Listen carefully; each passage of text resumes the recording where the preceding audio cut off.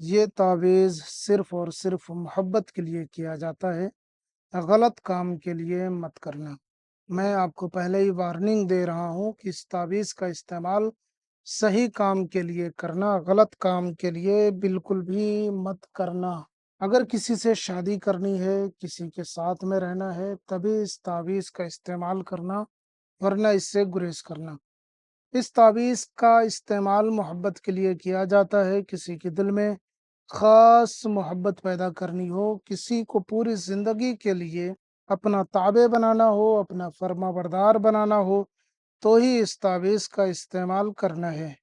یہ تعویذ میری نظر میں سب سے بہترین تعویذ ہے محبت کے عمل کے لیے، اور اس کا غلط استعمال نہ کرنا، ورنہ لینے کے دینے پڑ جائیں گے۔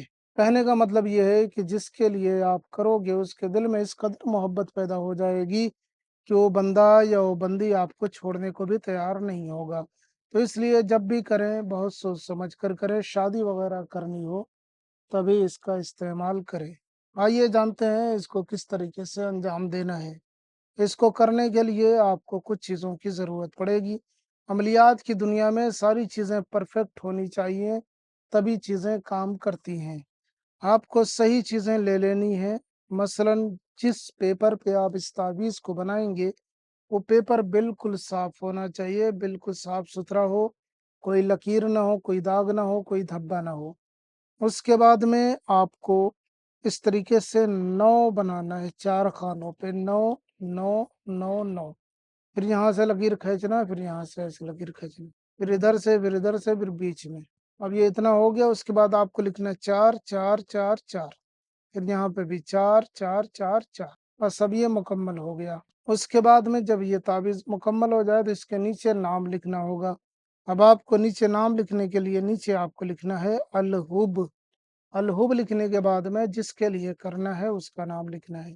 اگر وہ لڑکا ہے جس کے لیے آپ کرنا چاہ رہے ہیں تو بن لکھیں گے، لڑکی ہے تو بنت لکھ کر کے اس کی ماں کا نام لکھیں گے، پھر اعلیٰ حب لکھیں گے، پھر آپ کو اپنا نام لکھنا ہے۔ اگر آپ لڑکے ہیں تو بن لگائیں، لڑکی ہیں تو بنتے لگا کر اپنی ماں کا نام آپ کو لکھ لینا ہے۔